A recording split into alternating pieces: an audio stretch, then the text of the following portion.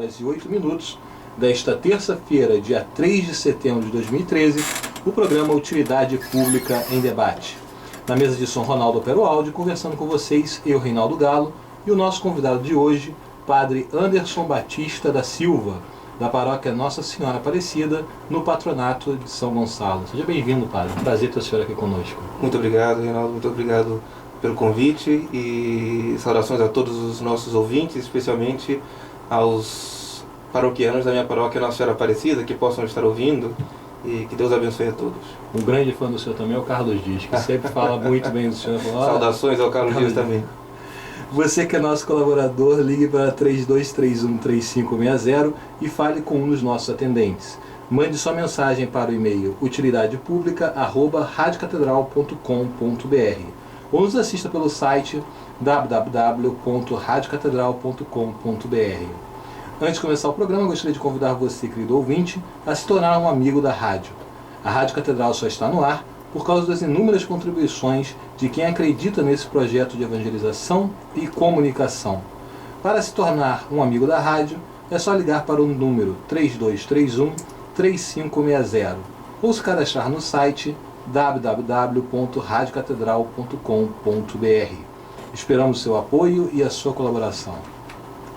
Padre Anderson, sempre um prazer receber o senhor aqui, mas infelizmente o assunto de hoje não é um assunto muito prazeroso, se a gente pode dizer assim, porque vamos tratar justamente do aborto, né? O mal do aborto, né? Eu queria pedir até para pudéssemos começar o programa, os nossos ouvintes pudessem entender a dimensão desse tema, que o senhor pudesse explicar um pouquinho para a gente como é que está a situação do aborto, de maneira geral, no Brasil e no mundo. Claro. Bom, realmente é algo que nos toca profundamente, porque, em primeiro lugar, é a lei de Deus que está sendo colocada abaixo, né? Ou seja, nós, como homens de fé, só podemos tratar dos temas, inclusive de utilidade pública, a partir da fé. Claro. Da mesma forma que nós só enxergamos por causa da luz, um cristão não poderia falar sobre realidade alguma sem antes falar em Deus, né? Então, todos nós fomos criados à imagem e semelhança de Deus, nós devemos glorificá-lo com nossas vidas, fomos feitos para conhecer, servir e amá-lo. E o mandamento da lei de Deus, dentre eles está o não matar, o quinto mandamento da lei de Deus. Então, toda vida humana merece ser vivida, toda vida humana, independente das suas condições físicas, psíquicas, etc., merece ser vivida. Isso precisa ser sempre dito, né? Somos a favor da vida e por isso contra o aborto. Não só promovemos a vida, mas também queremos defendê-la de tudo aquilo que está ameaçando a vida, aquilo que o Papa João Paulo II também chamou de cultura da morte. Há uma cultura da morte em nossa sociedade, né? E podemos podemos descrevê-la ou apresentá-la em três grandes etapas dessa cultura da morte. Em primeiro lugar, os autores, vamos dizer assim, da cultura da morte traçaram sua primeira grande estratégia no ano de 1952, por ocasião da fundação do Conselho Populacional em Nova York, por iniciativa de John Rockefeller III. A estratégia consistiu essencialmente na disponibilização em escala mundial dos serviços de planejamento familiar e da legalização do aborto. Ou seja, uma ideia de que deveria ser, em escala mundial, diminuir a natalidade. Inclusive, nos Estados Unidos houve várias manobras de apresentar como um risco, inclusive a segurança dos Estados Unidos, a segurança mundial, o crescimento de países de terceiro mundo, etc., etc. Então, houve uma primeira estratégia de possibilitar, em várias partes do mundo, o planejamento familiar. Em outras palavras, uma cultura antinatalista. Ou seja, quem não se recorda de piadas do tipo, se alguém tem mais de 2 ou 3 filhos, ou falando de antigamente, dizendo que antigamente tinha-se mais filhos porque não tinham televisão. Ou seja, é uma maneira jocosa, irônica e quase sarcástica de dizer que, por evoluirmos, temos menos filhos, devemos ter menos filhos, etc. Mas a segunda estratégia se iniciou nos anos 90, quando a Fundação Ford criou naquele ano a Política Mundial dos Direitos Sexuais e Reprodutivos. Eles criaram uma nova ideia de direito, na qual, sexuais e reprodutivos, o aborto seria considerado um direito. Ora, quem é contra os direitos humanos? Ninguém. Se eu coloco o aborto como direito humano, quem for contra o aborto seria contra os direitos humanos. Né? Só que, por último, o que eles percebem é que em muitos países, vide Brasil, América Latina e mesmo na África, apesar de todas estas campanhas, a rejeição ao aborto aumenta. E eles não sabem, vamos dizer assim, o porquê nem como agir. Então, houve uma terceira estratégia, que é a que nós estamos vivendo agora, que é, no fundo, legalizá-lo sem necessariamente mexer, aprovar de imediato a legalização do aborto. Eles querem produzir um resultado fulminante e simultâneo em todos esses países, e por isso está aconteceu no Uruguai, no Brasil, agora na Bolívia, países que se recusam a aceitar a implantação da cultura da morte. E, no fundo, é promover, através, seja de remédios ou através de atendimentos, aqui no caso do Brasil, a mulheres que sofreram violência, criando uma possibilidade de aborto que, no fundo, causará mais tarde uma legalização completa e restrita do aborto no país. Né? Perfeito. Padre, nós já temos uma pergunta até de um ouvinte, o Leonardo da Cunha Silva de Bento Ribeiro. Ele pergunta como é que a igreja se coloca no aborto por estupro. Qual a posição da igreja no que diz respeito ao aborto por estupro? Em primeiro lugar, temos que dizer o seguinte: o que é o aborto? O aborto é um crime, um assassinato de um ser inocente e indefeso no ventre de sua mãe. Ponto. Isso tem que ficar sempre claro. Como é feito o aborto? Vários métodos violentos, terríveis, por curetagem, por injeção de salina, etc, etc. São métodos terríveis, porque é um assassinato. Ou seja, se sabe que ali é uma vida humana indefesa e inocente. Toda a vida humana precisa ser protegida. É claro, a colocação como é feita, no caso da violência da mulher, é de duplo sentido. Em primeiro lugar, quem vai dizer que é a favor do estupro? Obviamente, esta mulher sofreu uma violência, deve ser protegida, deve ser cuidada, mas uma violência não se cuida com outra violência. Uma violência não sara com outra violência. Esta mulher que sofreu violência não precisa ser ela a que cause violência em outro ser, que é seu filho, mesmo que tenha nascido num ato absurdo, bárbaro, que precisa ser penalizado o estuprador, não a criança. Então, o que a igreja vai dizer? Toda vida humana deve ser protegida. Quinto mandamento da lei de Deus: não matar. Esta mulher deve ser ajudada psicologicamente, etc, etc, para que ela não possa sofrer outro tipo de violência, que ela levar consigo, além de ter sido violentada, ter sido assassina de uma criança dentro de si mesmo, assassina de seu filho. Ou seja, então a igreja, quando diz assim, então a igreja, ao fazer isso, está colocando-se ao lado do estuprador, seria um absurdo dizer isso, é um absurdo tremendo dizer que a igreja está ao lado do pecado, tanto que não está, que ela não aceita nem o aborto. O fim não justifica os meios. Então, nesse caso, essa mulher tem que ser ajudada de todas as maneiras, psicologicamente, espiritualmente falando, socialmente falando, e esta criança também. E o criminoso deve ser penalizado. Porque, veja só, os que são a favor do aborto nestes casos, não, mas a mulher vítima de violência não tem por que levar essa criança, pode matá-la, pode fazer o aborto. Mas se alguém perguntasse, então você é a favor também da pena de morte para esse estuprador? Não, direitos humanos. Ora, por que o culpado deve ser protegido e o inocente deve ser penalizado? Então, se fosse para escolher a morte, não ao inocente. E não se fala do direito humano do bebê, né? Que ainda nem nasceu, né? Exatamente. E é para todo ser humano, né? Quem está dentro da mulher é ser humano. Creio que acompanharam recentemente um programa de televisão no qual se perguntava, o tema era aborto recentemente, sobre a questão da vida, onde se inicia a vida humana. Ora, onde está o genoma humano, o zigoto, já está ali o ser humano. O que era a favor, um médico que era a favor do aborto, diz, não, realmente já está o genoma humano, é vida, mas não é vida humana. Pergunto eu, é vida de quê? De uma samambaia? Claro. De um anfíbio? Do quê? Se está de um ser humano. O DNA que está ali é de um ser humano. Ou seja, não é do pai, nem da mãe, não é a célula de nenhum. É um novo ser que, como tal, deve ser protegido, independente de como, infelizmente, tenha surgido. Nesse debate, padre, uma coisa que se coloca muito também é que esse ser que está ali, ele, embora esteja no corpo da mulher, ele já é uma vida independente. Ele já chora, já come, já é um organismo humano, um ser humano que funciona totalmente independente. Claro que o cordão umbilical ajuda ao feto a se alimentar, esse tipo de coisa, mas ele é uma vida independente, né?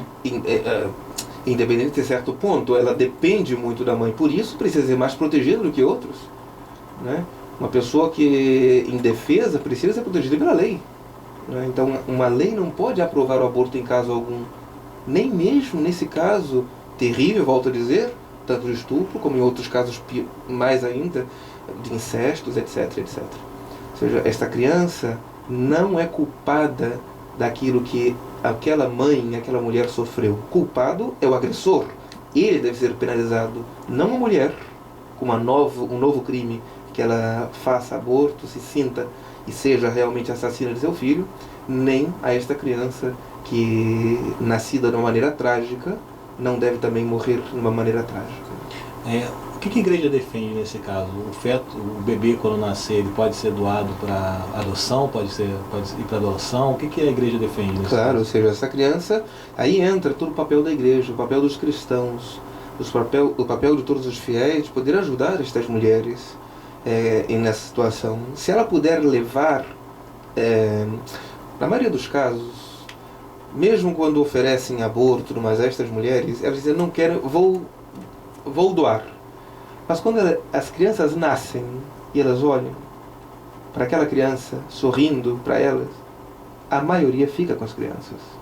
Mas é óbvio que se ela pode entregar a doação sem problema algum, se ela não se sentir capaz, psicologicamente, economicamente, etc., de cuidar desta criança, dê alguém para adoção, etc. Ou seja, o que não se pode porque ela não pode, econômica ou psicologicamente, levar à frente essa criança, dizer que com isso está autorizado a matá-la. Isso não. Dade Pública em Debate.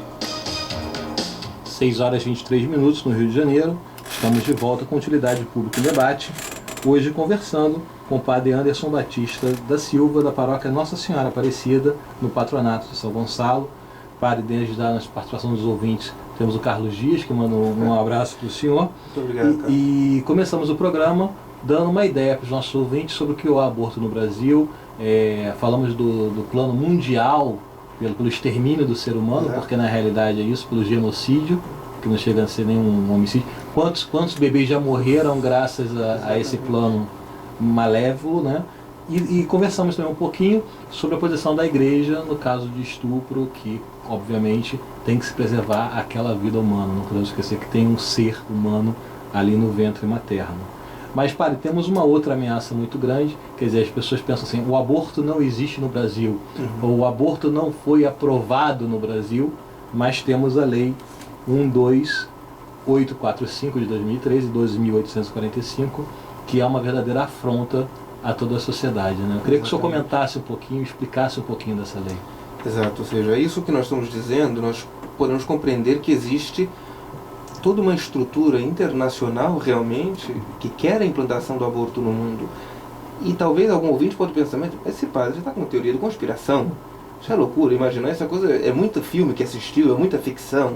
Não, eu vou trazer aqui um texto de uma dessas fundações, a Fundação MacArthur, que em 2004 publicou um relatório Lessons Learned, de 1990-2002, em que explica como investiu 36 milhões de dólares para preparar a legalização do aborto no Brasil.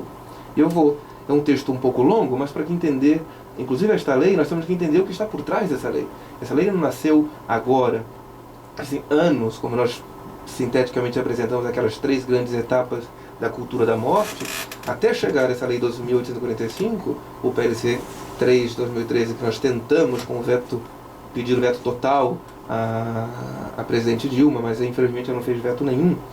Diz a Fundação MacArthur, abre aspas, nesse seu relatório: a Fundação MacArthur decidiu, em 1988, trabalhar no Brasil com questões populacionais e de saúde reprodutiva, porque seu ambiente político permitiria que as ONGs influenciassem a política e a prática. Faço um parênteses aqui. Olha só, uma fundação internacional que vê a possibilidade de ONGs interferirem, influenciar na política e a prática. E eles vão injetar dinheiro nisso. E que já acontece. Exatamente. Continua o texto.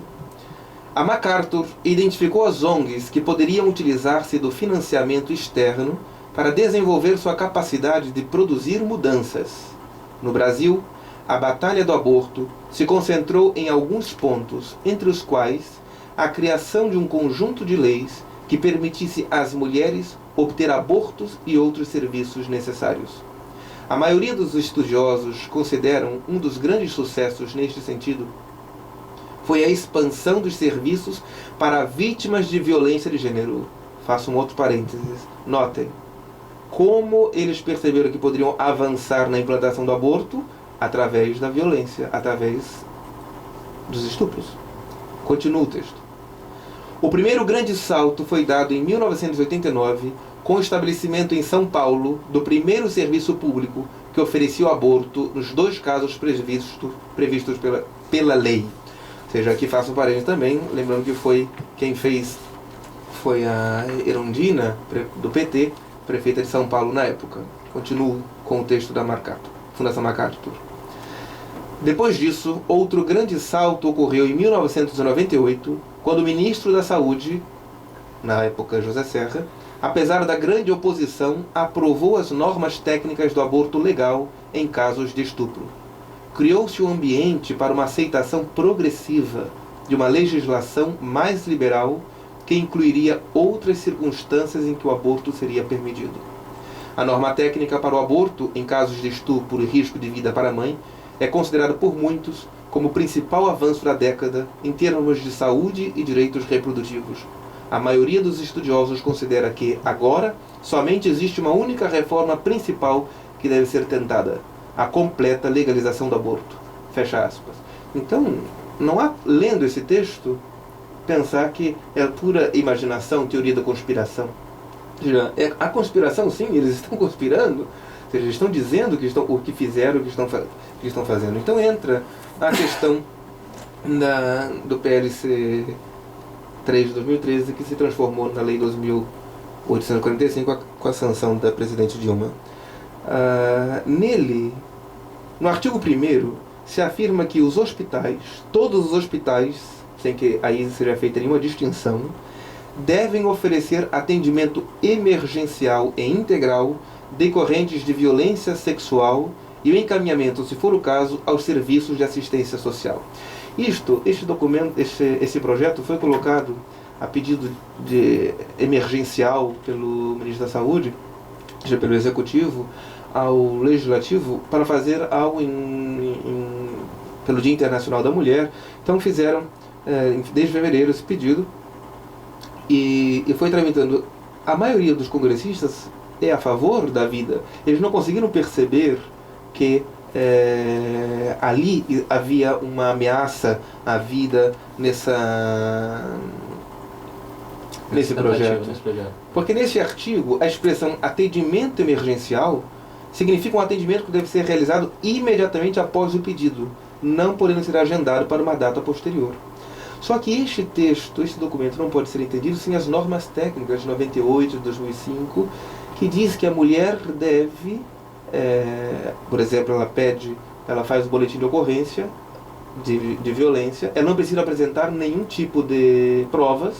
Com este boletim de ocorrência, ela pode apresentar-se a algum hospital que já faça esse tipo de aborto e fazê-lo. Já a expressão atendimento integral significa que nenhum aspecto poderá ser omitido. Se entende que, se a vítima de violência sexual estiver grávida, deverá ser encaminhada aos serviços de aborto. Então, o primeiro artigo se fala claramente o que eles entendem de atendimento integral é oferecer o aborto no caso de violência se ela ficar grávida. E basta dizer que sofreu a violência sexual, quer dizer, nem se exige nenhum tipo de documento, um BO que seja, né, para comprovar que essa pessoa Só que sofreu o pior também é o artigo 2º, que redefine, vamos dizer, o que é violência sexual. Ou seja, o Código Penal atualmente vigente, em seu artigo 213, ao definir o crime de estupro, exige o constrangimento mediante violência ou grave ameaça. Essa é a definição do Código Penal brasileiro. Inclusive, a Lei Maria da Penha, ao definir o que deve ser entendido por violência sexual, refere-se a uma conduta que constrange a manter ou a participar de relação sexual mediante intimidação, ameaça, coação, uso da força, chantagem, suborno ou manipulação. As coisas estão, inclusive na Lei Maria da Penha, bem claras. Porém, esse projeto define violência sexual como, no artigo 2º, violência sexual é qualquer forma de atividade sexual não consentida.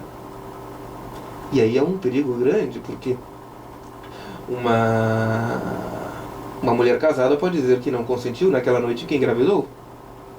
Uma namorada que engravidou do seu namorado e pode dizer que não consentiu. Ou seja, não é preciso, não é um termo preciso, e uma lei precisa ser precisa. Mas exatamente a tentativa é não precisar os termos para ficar na ambiguidade. Quem já assistiu esse programa, Na Moral, onde estava falando sobre o aborto, viu que uma senhora de um grupo nada católico, mas que se chama Católicas pelo Direito de Decidir, terminou o programa dizendo: eu sou contra o aborto, ninguém é a favor do aborto. Ora, mas esta organização é uma das maiores incentivadoras do aborto, então eles jogam com as palavras. Eles dizem uma coisa querendo dizer outra. Então, ao permitir que esses textos sejam escritos de uma maneira ambígua, que violência sexual? Já não é necessário mais nem agressão, é só não consentimento, algo subjetivo. E também coloca que deve ser utilizada toda a profilaxia da gravidez. Profilaxia, pelo que dizem os especialistas, um termo médico próprio para cuidar prevenção de doenças, mas a gravidez não é uma doença. Nunca foi, pois é. Exatamente, né? E também que todo hospital deveria oferecer esse tipo de serviço. E aí já passa até daquela questão de ser hospital público, quer dizer, o particular, em tese, pela lei, também deveria oferecer. Hospitais religiosos ligados ao SUS estariam numa situação tremenda, tremenda. Então a situação é trágica e as pessoas no Brasil ainda não acordaram. Graças a Deus, a nota dos bispos do Leste 1 foi muito enfática ao reconhecer que este projeto realmente ataca a vida, né? Passo a ler exatamente o texto dos bispos. Os bispos do Regional Leste 1 da CNBB ficaram muito surpresos e perplexos quando o PLC número 3 de 2013 foi sancionado sem veto pela presidente Dilma Rousseff no último 1º de agosto. O povo católico gostaria de ter ouvido mais nitidamente a sua voz denunciando publicamente, nos meios de comunicação, a farsa presente nesse projeto que facilita o aborto no Brasil e acaba obrigando os médicos e hospitais católicos associados ao SUS a realizarem esse crime horrendo. Ou seja, graças a Deus, nossos bispos perceberam que isso é uma lei enganadora, problemática e perigosíssima. Mas infelizmente isso não é o comum do nosso país. E lamentavelmente, né, padre, esse presente de grego, a nossa presidente nos dá justamente quando o Papa Francisco está deixando o Brasil, todo mundo ainda envolvido, de certa forma impactado com a visita do Santo Padre aqui ao Brasil, e dias depois, mal o Papa chega em Roma, já chega essa bomba, né, para todos nós, né? Exatamente, mas aí nós temos que entender uma coisa. Ou seja, desde 2005, o governo Lula comprometeu-se a legalizar o aborto no Brasil ao apresentar ao Comitê de Direitos Humanos da ONU, em 11 de abril de 2005, o 2º relatório do Brasil sobre o Tratado de Direitos Civis e Políticos. Nesse documento pode-se ler o seguinte, abre aspas: o atual governo brasileiro assumiu o compromisso de revisar a legislação repressiva do aborto. O Código Penal estabelece duras penas para quem aborta, exceto em caso de risco iminente para a mãe e nas gerações frutos de estupro. A legislação brasileira ainda não se ajustou à recomendação da Plataforma de Ação da Conferência Mundial de 95 sobre a Mulher, realizada em Pequim, na qual o aborto foi definido como questão de saúde pública. O governo do Brasil confia que seja corrigido o modo repressivo com que se trata atualmente o problema do aborto. Fecha aspas. Ou seja, o governo de 2005 é o mesmo de hoje. Não está mais o Lula, mas está o mesmo partido. E este partido está comprometido em implantar o aborto no Brasil. Se não entendermos isto, não entenderemos o porquê dessa lei ser perigosa. Porque muitos não conseguem vê-lo. Alguns optavam só por um veto parcial, achando que a lei em si era boa. Não, infelizmente, ela não é boa. Eu acho importante a gente até ressaltar o ponto anterior que o senhor colocou muito bem, que é a questão de todo hospital. Todo hospital, né, seja público ou particular, tem que realizar a prática abortiva. E aí entra uma pergunta muito mais séria, até dentro do campo da ética, e um médico católico que tem uma questão de consciência pessoal e vai falar assim, eu não faço o aborto. Se todo hospital tem que realizar tal prática, esse médico vai acabar sendo obrigado a abortar. Às vezes até com o risco de ter o diploma cassado ou alguma coisa do gênero, né? Exatamente, mas nós estamos recebendo algumas centenas e centenas de médicos de países como Cuba, que aprendem a fazer aborto e onde o aborto é legalizado. Então, se houver uma resistência, há muitos chegando aí para fazê-lo. Enquanto o médico brasileiro é demitido, está chegando médicos estrangeiros para poder realizar a prática. E ninguém se atentou para esse fato, que é um fato absolutamente grave, porque antes existia, né? Às vezes a vítima chegava com um BO presente, e aí estava, digamos assim, autorizado, eu coloco esse autorizado entre aspas, pelo Código Penal, para realizar aborto. Isso precisa ser dito também claro. No Brasil, o aborto continua sendo crime em todos os casos. Não existe aborto legal. Existe despenalização em dois casos. No artigo 128, que, para nós católicos, sequer este artigo deveria estar no Código Penal, porque toda vida humana tem que ser protegida. O artigo 5º da Constituição Brasileira, o direito inalienável à vida. Ou seja, por que este direito inalienável deve ser suspenso em alguns casos? Se nem para os criminosos mais graves se permite a pena de morte aqui no Brasil, e se quer penalizar a morte uma criança defeituosa ou nascida de uma maneira trágica. Ou seja, esta criança não tem culpa de ter nascido de uma maneira trágica ou ser portadora de uma grave deficiência. O pré-natal não pode se tornar, porque acabará se tornando, em um novo tipo de eugenia, de escolha de que ser humano vai nascer. Se este tem defeitos, síndrome de Down, o que seja, não deve nascer. Se este veio de uma situação não violenta, não deve nascer. Não creio que seja assim. E vai lembrar que isso já foi tentado na Alemanha, na época da Segunda Grande Guerra Mundial, que era a seleção, digamos assim, natural, eu coloco natural entre aspas, né? Considerando a raça alemã como raça ariana naquela época, e a gente viu o horror que foi o nazismo e o fascismo na Segunda Guerra Mundial. Só que estamos indo pelo mesmo, ou seja, os nazistas, naquele momento, os alemães, naquele momento, muitos não conseguiram perceber a gravidade do que Hitler fazia. Infelizmente, hoje, no Brasil de hoje, muitos não são capazes de perceber o que está acontecendo. Agora, até para a gente poder, existe, como o senhor colocou, pessoas que se dizem católicas, né? Eu não vou fazer propaganda delas, que não vale a pena, mas se dizem católicas, dizendo que o aborto, são favoráveis ao aborto. Eu sou contra o aborto, mas tem que aprovar. Enfim, quem defende o aborto publicamente já está excomungado, né? Não tem como se considerar católico, né? Exato, ou seja, a excomunhão na questão do aborto é para toda pessoa que, tentando, promovendo, auxiliando um aborto, ele se realize de fato. Então, certamente essas pessoas que falam isso ajudaram muitas outras a abortar. Então, elas certamente estarão excomungadas. Por quê? ao auxiliar uma pessoa no aborto, excomunhão late sentencia, ou seja, a pessoa se auto-excomunga, vamos dizer assim, né? Então, nesse caso, não é só a mulher que faz nem o médico, mas quem deu o dinheiro, quem levou a casa de aborto, a mãe ou o pai que apoiou, todas as pessoas envolvidas que, de uma maneira direta ou indireta, apoiaram aquele aborto e acontece o assassinato dessa criança, ocorre ipso facto na excomunhão. Quer dizer, então, em tese não poderia nem se dar o nome de católico, porque católico não é, a gente pode Não, exatamente, mais ainda, qualquer instituição, qualquer grupo, para utilizar o nome de católico, precisa de uma autorização da hierarquia.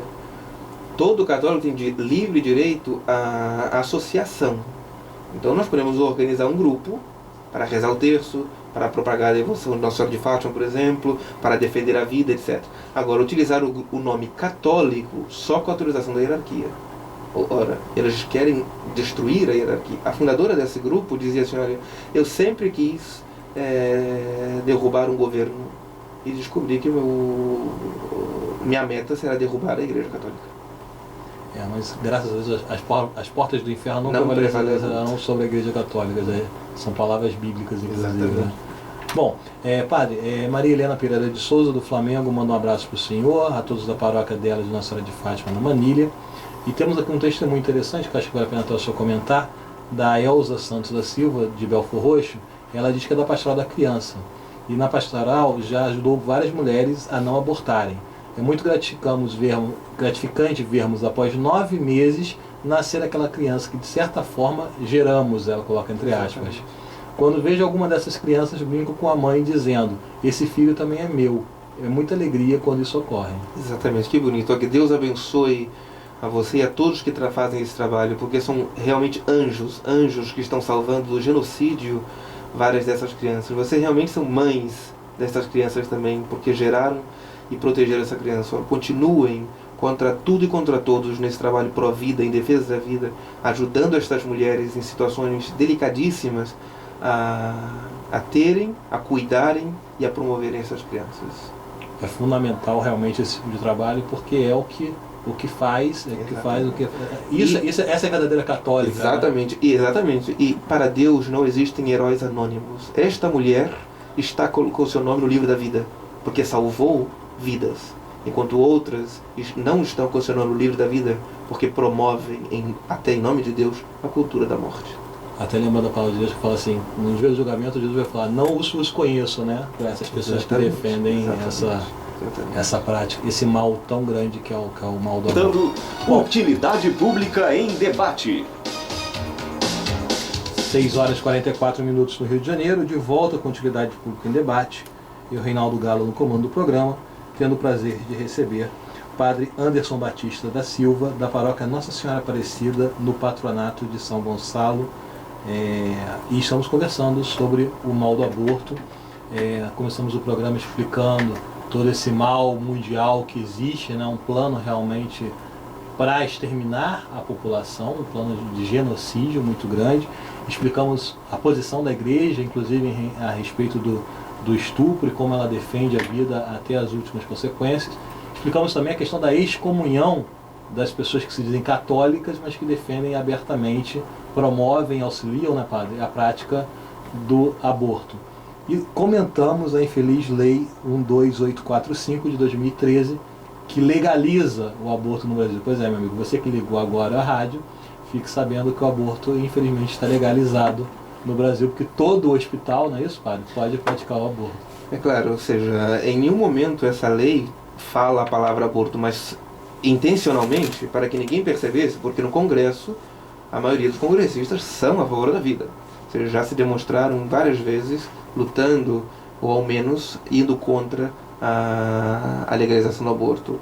Mas na prática, ou seja, uma mulher, se aparecer daqui, quando a lei entrar em vigor, ou seja, daqui a uns 70 dias, aparecer num hospital, que o hospital diz, olha, não tive consentimento quando engravidei, lhe oferecerão o aborto.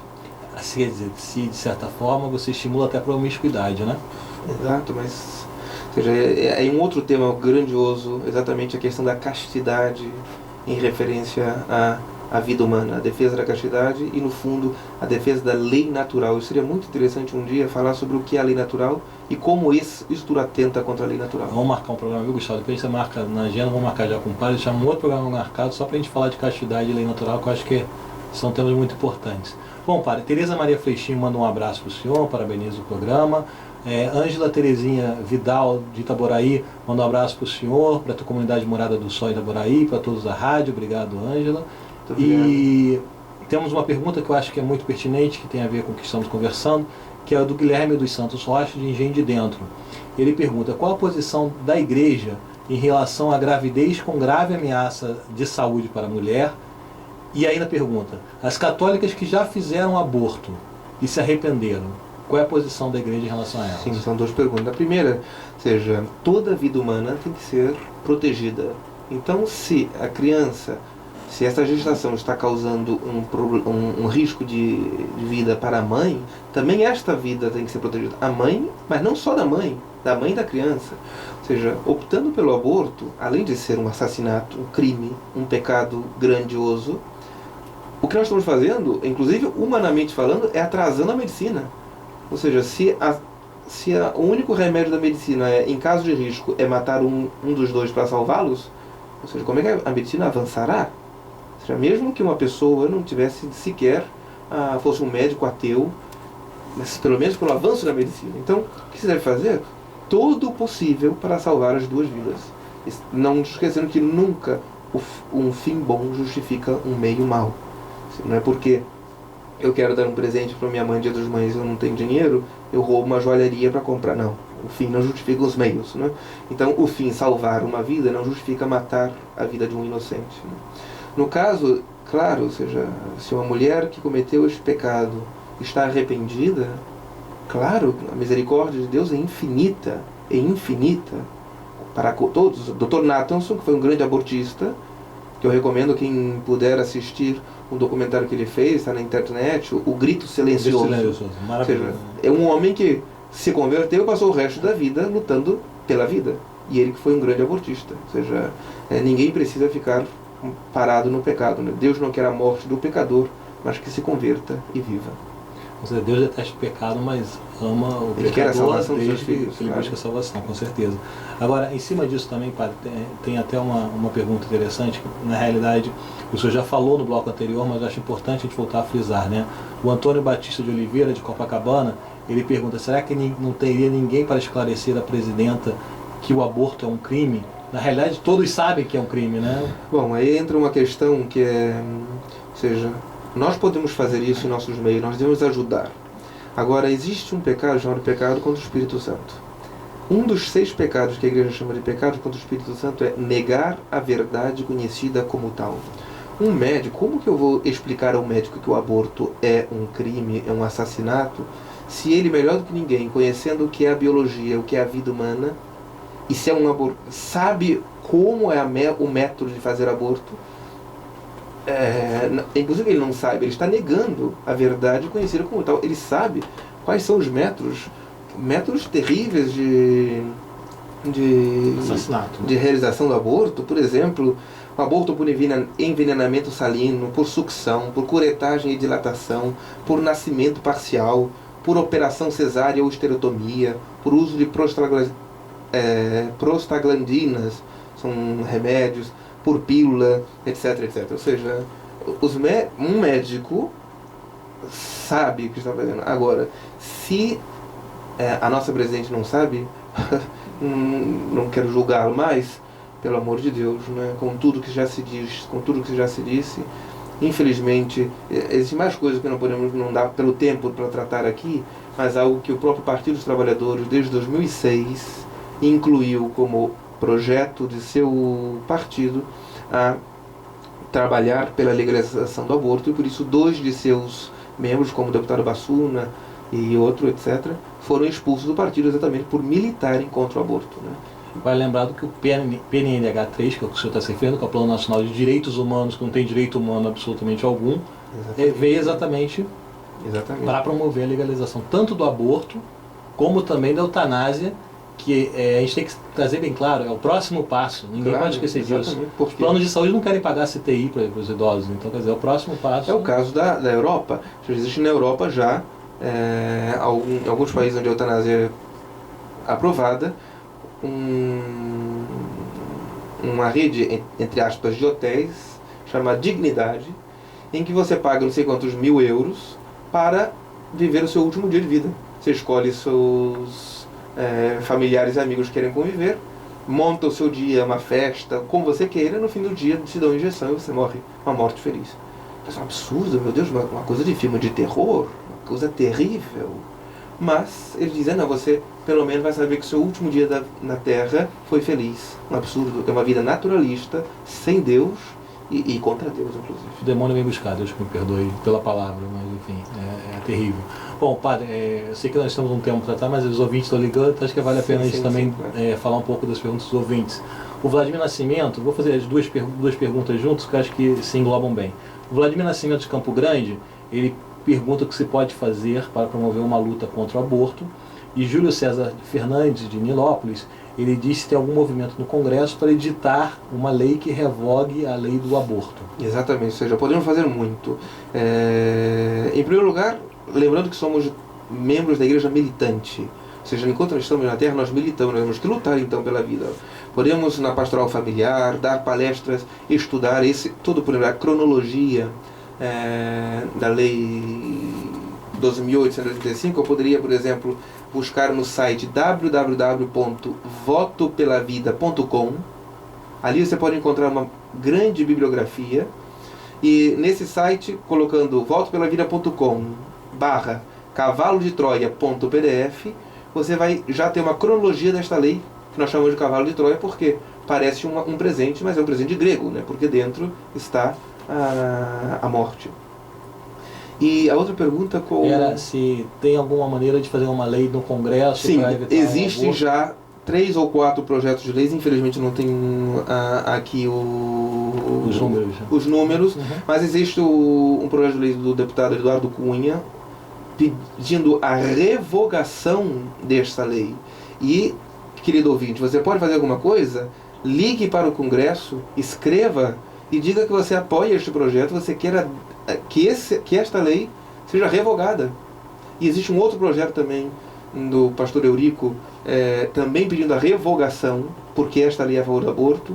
Existem vários projetos então no Congresso, mas nós podemos apoiar esses projetos de lei que pedem a revogação desta lei.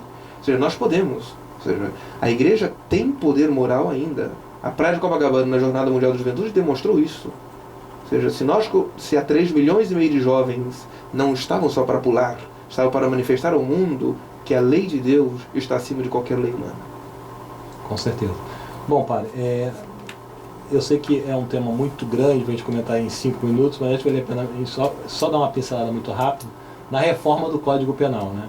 Que é algo que pune muito mais o agressor contra a natureza do que quem pratica o aborto. Né? Ou seja, no novo Código Penal, se for aprovado tal como está, ou seja, na verdade ele ia ser aprovado, a fauna e a flora estão mais protegidos do que a espécie humana. Né? Vou dizer só que 2 artigos do projeto do Código Penal. O artigo 394 diz o seguinte: deixar de prestar assistência ou socorro, quando possível fazê-lo, sem risco pessoal, a qualquer animal que esteja em grave e iminente perigo, ou não pedir nesses casos o socorro da autoridade pública, pena, prisão de 1 a 4 anos. Artigo 132. Deixar de prestar assistência, quando possível fazê-lo, sem risco pessoal, à criança abandonada ou extraviada, ou à pessoa inválida ou ferida, ao desamparo ou em grave e iminente perigo, ou não pedir nesses casos o socorro da autoridade pública, pena, prisão de 1 a 6 meses ou multa. Ou seja, você atropelou numa estrada uma onça, né, e não ajudou a onça, você pode ser preso de 1 a 4 anos. Se você atropelou uma velhinha e não ajudar, prisão de 1 a 6 meses ou multa. Ou seja, a onça ou a jararaca vale mais que a velhinha ou a criança. Né? Isso é absurdo. Mas existe inclusive um caso muito interessante sobre isso, que se comenta muito, que no interior do Brasil, acho que uma jiboia matou uma pessoa, que foi com ela, etc. E aí mataram a jiboia, e essas pessoas que mataram a jiboia para poder dar um enterro digno àquela pessoa que havia falecido foram presas. Tem que ser uma surucucu, né? Para comer uma pessoa tem que ser uma surucucu. Uma cobra dessa grande. Mas enfim, imagina o senhor, a tamanho do despautério, né? Exatamente, ou seja, o homem que foi criado à imagem e semelhança de Deus, rei da criação, colocado por debaixo dos animais. Isso é um absurdo e também uma afronta ao Criador. Padre, eu quero agradecer demais sua presença aqui no programa. Eu que agradeço. Acho que tivemos uma verdadeira aula de bioética e pudemos aprender bastante sobre o aborto. O senhor, como já comentamos anteriormente, é da Paróquia Nossa Senhora Aparecida, né? Isso. Horários de missa lá, o que o horário pessoal de faz missa, para fechar exato. o senhor, ver o senhor rezar a missa? No sábado são às 19 horas, no domingo às 7h30 da manhã e às 18 horas. E daqui a um mês nós vamos começar a nossa novena de Nossa Senhora Aparecida. Quem puder participar da novena, de 3 a 11 de outubro. E a festa de Nossa Senhora Aparecida no dia 12 de outubro. Telefone lá da paróquia, padre. É 2702-2702-2712. Agora eu estou confuso. 2712. O Gustavo tem. Traz aqui, Gustavo, por favor, o telefone da paróquia. Eu mesmo. 2712. É 2712-2702. Muito obrigado. 2712, Gustavo? 2712? 2712-2702. 2702, pode contactar o padre. Exato. Quem quiser se chama. Fica onde a paróquia? É no Patronato em São Gonçalo. Ali é perto do campus da UERJ que tem ali em São Gonçalo. Quem quiser conhecer o padre, quem quiser ouvi-lo mais, quem quiser ouvir as homilias do padre, pode aparecer nas missas. Com muito dele. gosto, com muito gosto. E eu quero agradecer demais a sua presença aqui no programa. Fico muito feliz. Acho que tivemos uma grande aula sobre o tema. Obrigado mesmo por sua participação. Eu que agradeço e a todos os nossos ouvintes, que Deus os abençoe, que Nossa Senhora Rainha Aparecida, Rainha e Padroeira do Brasil, livre o Brasil do aborto, de toda a cultura da morte. Amém. Amém. Pedir para o senhor dar a bênção final, uma oração rápida, a bênção final para todos nós.